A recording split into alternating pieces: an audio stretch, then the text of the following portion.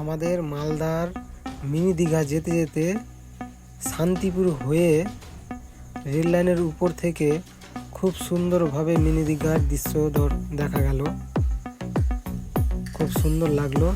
তারপরে চলে আসলাম, কিছু গাছ লাগানো ছিল ফরেস্টের, খুব সুন্দর